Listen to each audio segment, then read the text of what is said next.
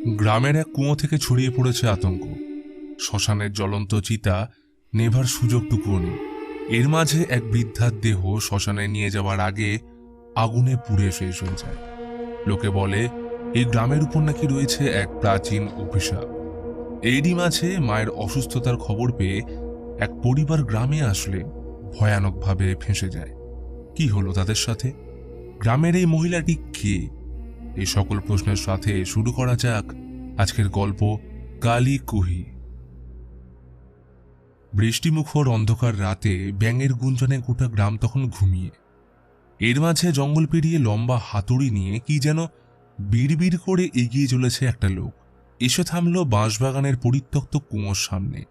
ক্ষিপ্রতার সাথে একের পর এক হাতুড়ির আঘাতে কুয়োর উপরের অংশ ভেঙে বড় বড় চোখ করে ভিতরে চেয়ে রইল। হঠাৎ দেখা গেল কুয়োর মধ্যে এক রহস্যময় আলোর আভা, যা ধীরে ধীরে বাড়তেই একটা হাত লোকটাকে চেপে ধরতেই শোনা যায় তার মারণ চিৎকার। নিকোষ অন্ধকারে কুয়ো থেকে একটা বাচ্চা মেয়ে বেরিয়ে এসে গ্রামের দিকে হাঁটা দিল। মানুষ তখন সাইকেলে বাড়ি ফিরছে। টর্চের আলোয় দেখে মেয়েটা রাস্তার মাঝে দাঁড়িয়ে ফিরছে।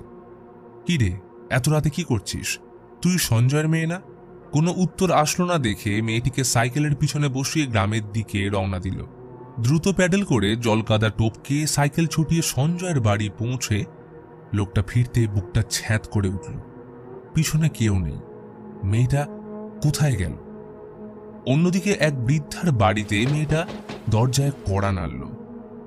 এত রাতে কেউ তো আসার কথা নয়। দাদি ছুটে গিয়ে দরজা খুলতেই অসহায় মেয়েটাকে এমন অবস্থায় দেখে ভিতরে আনল। এই মেয়ে, তোর নাম কি? তোর বাবাকে? মেয়েটা ঠান্ডা গলায় বলল, আমার তারাগি কোথায়? দাদি ভয়ার্ত দৃষ্টিতে আলোয় মেয়েটির মুখ দেখতেই ভয়ঙ্কর চিৎকার করে মূর্ছা গেলে মেয়েটা নিঃশব্দে ছাদের ঘরটায় প্রবেশ করে যায়। সেদিন সকালে শিবাঙ্গী বরফের গোলা নিয়ে মনের সুখে মায়ের সাথে স্কুল থেকে বাড়ি ফিরছে। আজ ওর অঙ্ক পরীক্ষা বেশ খারাপ হয়েছে, তাই বাবার থেকে বাঁচানোর জন্য মাকে মানাচ্ছে।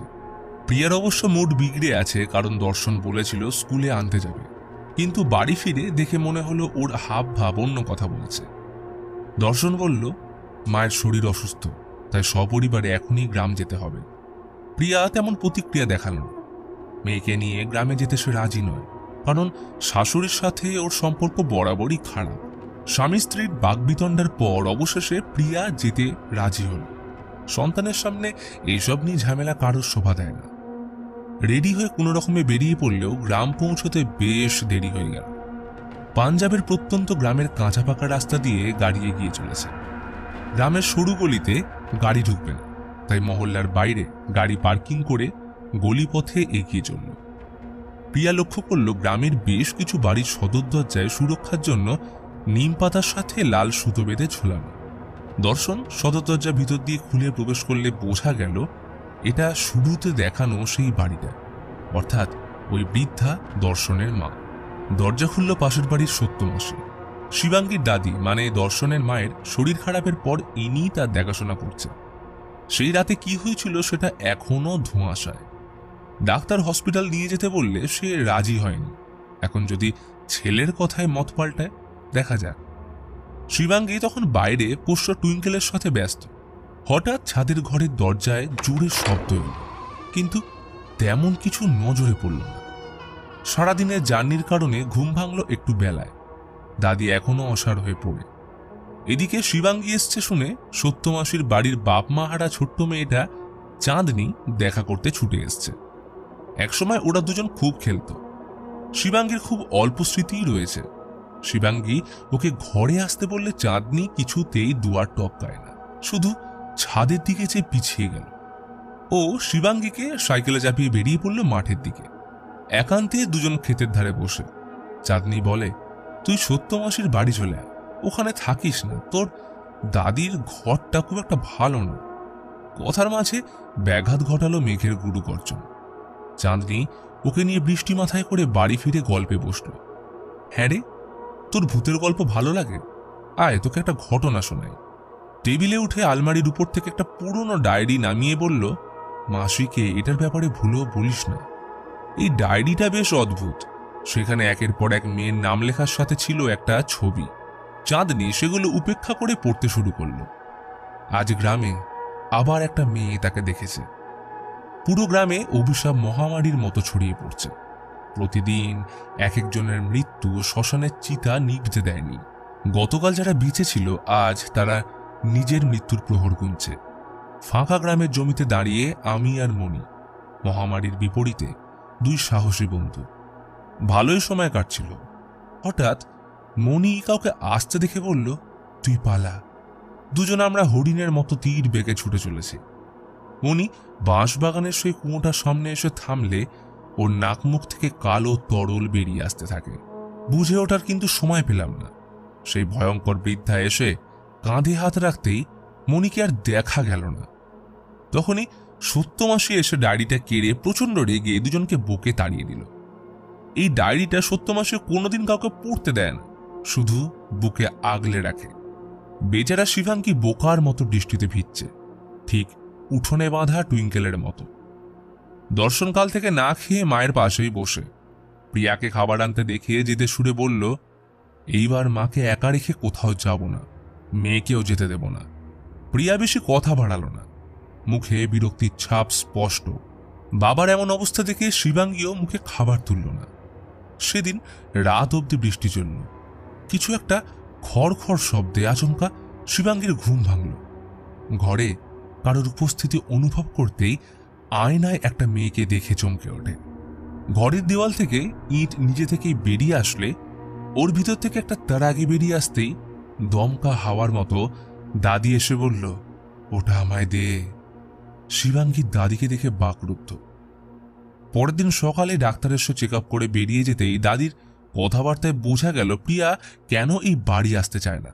তিনি নিজে মেয়ে হলেও মেয়েদের ছোট চোখে দেখেন, চেয়েছিল নাতির মুখ দেখতে। তাই গ্রামের কুসংস্কার মেনে প্রিয়াকে কি সব জড়িবুটি খাওয়াতে চেয়েছিল। কিন্তু প্রিয়া এতে রাজি না হওয়ায় সম্পর্কটা তখন থেকেই তিক্ত। দাদি তারাগিটা দর্শনকে ফেলে আসতে বললে বাধ্য ছেলের মতো বেরিয়ে গেল। শিবাঙ্গীর প্রতি দাদির ব্যবহার একদমই বাজে। ওকে ছেলের উপর একটা বোঝা ছাড়া কিছুই মনে করেন না। কটু কথাগুলো শোনার সময় শিবাঙ্গীর মনে হলো দাদির বিছানার নিচ থেকে সে মেয়েটা তাকে দেখছে, কিন্তু পরক্ষণেই সে উধাও। এদিকে দর্শন গ্রামের একটা গলিতে তারাগিটাকে ফেলে আসলেও মেয়েটির আত্মা ওটাকে তুলে আবার ঠিক ছাদের ঘরটায় ফিরে আসে। দাদি ভয়ার্ত অবস্থায় তার চঞ্চল পাগুলো দেখে মুখ রক্তশূন্য হয়ে গেল। ওর পিছু নিয়ে ছাদের ঘরে আসলে এক উজ্জ্বল আলোর সাথে শরীরটা বরফের মতো জমে চোখের সামনে অতীতের কিছু বিক্ষিপ্ত স্মৃতি ভেসে ওঠার সাথে মেয়েটির আত্মাকে দেখে দাদির মুখ থেকে কালো তরল বেরিয়ে আসলে মাটিতে লুটিয়ে পড়ে। তার দম বন্ধ হয়ে আসছে। অতঃপর প্রিয়ার কোলেই শেষ নিঃশ্বাস ফেলল। বেলায় কিছু লোকজন ডেকে তার শেষ যাত্রার ব্যবস্থা করা হলেও শ্মশানে নিয়ে যাওয়ার আগেই মাঝ রাস্তায় ঘটল অশুভ কাণ্ড। কেননা দাদির মৃতদেহে আচমকা আগুন ধরে যায়। এই ঘটনায় সবাই ভয় পেয়ে দেহ রাস্তায় নামিয়ে পালিয়ে গেলে দর্শন চেষ্টা করেও সেই আগুন নেভাতে পারে না। চোখের সামনে দেখা ছাড়া তার কোনো উপায় নেই। কিন্তু কি এমন কারণ যে তার ভাগ্যে স্বর্গপ্রাপ্তিটুকুও জুটল না? এই ঘটনার পর প্রিয়া মেয়েকে নিয়ে এক মুহূর্ত থাকতে রাজি না হলেও দর্শনের জেদ আরও বেড়ে গেল। সে নিজের বাড়ি ছেড়ে কোথাও যাবে না। স্বামী স্ত্রীর ঝগড়ার মাঝে মায়ের মৃত্যুর সময়টা নিয়েও প্রিয়াকে কথা শোনাতে ছাড়ল না। রাতে শিবাঙ্গীর ঘুম আসে না। বাচ্চা হলেও ঠিকই বুঝেছে দাদি বাবা হয়তো চাইতো না সে পৃথিবীতে আসুক, তারা ছেলে সন্তান চেয়েছিল। বাচ্চার মুখে এমন কথা শুনে প্রিয়া ওকে বুকে টেনে জড়িয়ে ধরল। মাঝরাতে দর্শন তখন মদের নেশায় বুঁদ। শুনতে পেল তারাগির শব্দ। আওয়াজ লক্ষ্য করে টলমল পায়ে এগোতেই মনে হয় অন্ধকারের মধ্যে কেউ যেন ছাদের দিকে উঠে গেল। শিবাঙ্গী এত রাতে কি করছে? দিকদিশাহীন দর্শন ওর পিছু নিয়ে ছাদের দরজা খুলতেই দেখল মেয়েটার আত্মা হাতে তারাগি নিয়ে দাঁড়িয়ে। পর মুহূর্তে ওর গলা টিপে শ্বাসরোধ করে মারার উপক্রম করলে শিবাঙ্গী আসার সাথে দরজা ভীষণ শব্দে বন্ধ হতেই দর্শন উন্মাদের মতো উল্টে মেয়ের গলা টিপে ধরে। একটাই কথা উড়ে যাচ্ছে, তুই আমায় মারতে চাস? তোর এত সাহস? শিবাঙ্গী কোনো মতে নিজেকে ছাড়িয়ে নিলে দর্শন পুনরায় তেড়ে যেতেই সোজা নিচে পড়ে যায়। কাল রাতের এই ভয়াবহ ঘটনার পর থেকেই সত্যমাসের মন কু ডাকছিল। তাই একা কুয়োর পরিস্থিতি দেখতে এসে আঁতকে উঠল, কারণ কুয়োর মধ্যে পড়ে প্রথম রাতে সেই লোকটার লাশ, অর্থাৎ গ্রামে অভিশাপ ফিরে এসছে। দ্রুত বাড়ি ফিরে ব্যাগ থেকে ডায়েরিটা বের করে ঠাকুরের ছবির পাশে রেখে কিছু একটা অনুভব করে কম্পমান হাতে আলমারি খুলতেই দেখে শিবাঙ্গী ভয় কাঁপছে। ওকে কোলের কাছে টেনে অভয় দিলে কেঁদে উঠল, মাসি, আমি একটা মেয়েকে দেখেছি। সত্যমাসের বুকটা ঝ্যাঁত করে উঠল। ওদিকে দরজায় জোর ধাক্কা। শিবাঙ্গী আছে নাকি? দর্শন কাল রাতের পর থেকে অদ্ভুত আচরণ করছে। প্রিয়া নাকি সকাল থেকে অসুস্থ, বেদম জ্বরের সাথে বমি। শিবাঙ্গী যাওয়ার সময় ডায়েরিটা জামার ভিতর লুকিয়ে নেয়। প্রিয়ার জ্বরে গা পুড়ে যাচ্ছে। দর্শন জলপট্টির ব্যবস্থা করতে গেলে শিবাঙ্গী লুকিয়ে ডায়েরি নিয়ে বসল। একে একে মেয়েগুলোর নাম পড়ছে। কি হয়েছিল এদের সাথে? একটা পাতায় আঁকা সেই কুয়োটার ছবি। আবার ডাক পড়ল, দর্শন ওষুধের দোকানে যাবে।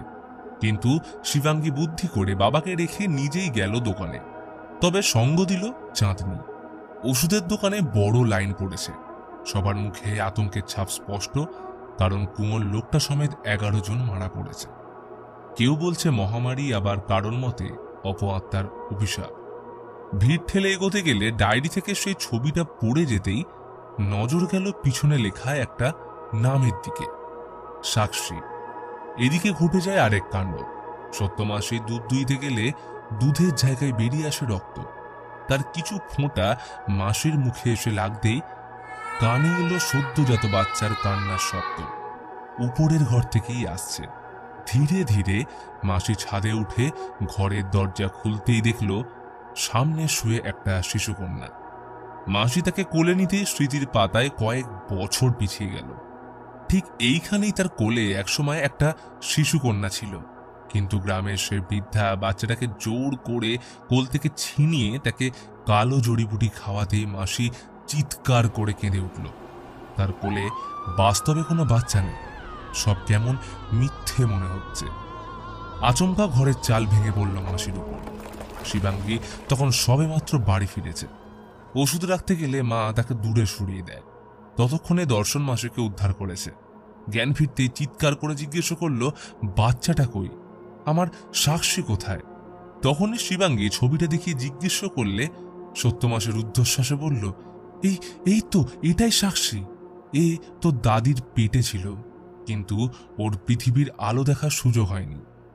তখনই দর্শন এক ঝটকায় ছবিটা কেড়ে ছিঁড়ে ফেলতেই দুজন কোনো রকমে ওকে আটকানোর চেষ্টা করলে মাসি ছবির ছেঁড়া অংশগুলো নিয়ে পালিয়ে সদর দরজায় লাগিয়ে দেয়। কিন্তু এই সাক্ষীর আসল ঘটনা কি? দর্শন কেন ওই ছবি ছিঁড়ে ফেলতে চাইছে? পর মুহূর্তে শিবাঙ্গীর হাতে ডায়েরি দেখে দর্শন ওর পিছু নিল। শিবাঙ্গী তাকে ধরা দেবে না।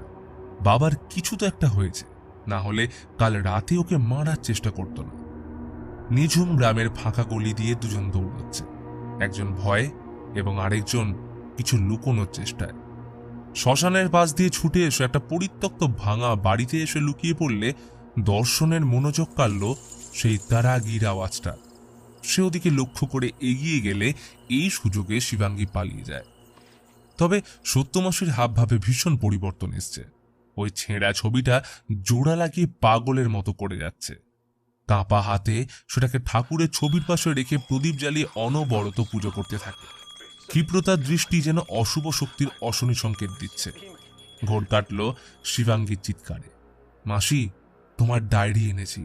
মাসি বই ছিনিয়ে নিতেই সে জানতে চায় এই গ্রাম ও তার পরিবারের সাথে কি ঘটছে, কি সম্পর্ক এই ডায়েরি, ছবি আর সাক্ষীর সাথে। অগত্যা মাসি তাকে ঘরে রেখে শান্ত গলায় বলল, শিবাঙ্গী, এটা কোনো গল্প নয়, আমার লেখা এই গ্রামের এক অভিশাপের ঘটনা, যেটা সবাই জেনেও না দেখার ভান করে আসছে। গল্পে মনির সাথে যে মেয়েটা রয়েছে সেটা আমি, তোর সত্যমাসি। আর ও কোনো সাধারণ প্রেতাত্মা নয়, কালীকুহির অভিশপ্ত আত্মা। তোর দাদি তখন জোয়ান। দর্শন হওয়ার পর বাড়িতে খুশির অন্ত ছিল না। সময় গড়িয়ে যখন দর্শনের বয়স মাত্র 5, তখন ওর একটা বোন হয়, নাম সাক্ষী। তবে কি জানিস, এই গ্রামে এক জঘন্য প্রথা ছিল। কয়েকজন বৃদ্ধার একটা গোষ্ঠী ছিল যারা শিশুকন্যা জন্ম হলে তাদের এক প্রকার জড়িবুটি খাইয়ে বিষক্রিয়ায় মেরে ওই কুয়োর মধ্যে ফেলে দিত। শুধু সাক্ষী নয় রে, এইভাবে বহু মেয়ে ওখানে প্রাণ হারিয়েছে। কন্যা সন্তান জন্ম দেওয়া কি এতটাই পাপ? এই সমাজে কি তাদের বাঁচার অধিকার নেই? সময়ের চক্রে ওই বৃদ্ধাদের মৃত্যুর পর আমি তাদের দোষ লুকোনোর জন্য কুয়ো বন্ধ করে দিই। কিন্তু পাপের ঘড়া পূর্ণ হলে একদিন ঠিকই তার কর্মফল ভোগ করতে হয়। আমাদের জমির এই অভিশপ্ত কুয়ো কেউ একদিন খোলার পর সাক্ষীর অতৃপ্ত আত্মা জেগে উঠেছে। এখন তার অপূর্ণ আশা মেটানোর সময় এসছে।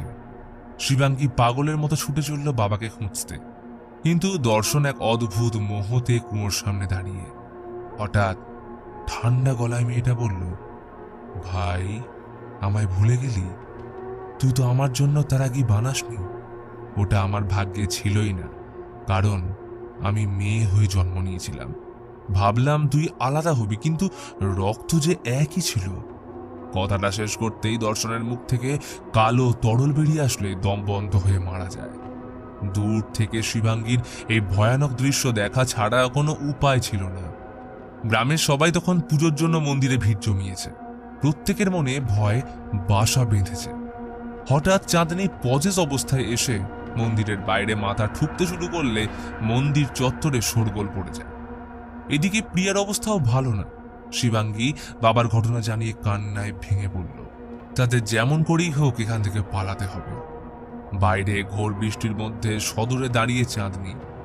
যে মেয়েটা এই বাড়িতে ঢুকতে ভয় পেত, তার পা আজ চৌকার টপকালো। চাঁদনী মাসির গলা টিপে মাটিতে ফেলে লোহার রড বুকে বিদ্ধ করল। সারা শরীর ভিজে গেল রক্তে। চাঁদনী প্রিয়ার পিছু নিলে শিবাঙ্গী ওকে মেরে অজ্ঞান করে দেওয়ায় কিছুক্ষণের জন্য সময় পেয়ে যায়। কিন্তু সাক্ষীর সাথে প্রিয়ার কি সম্পর্ক?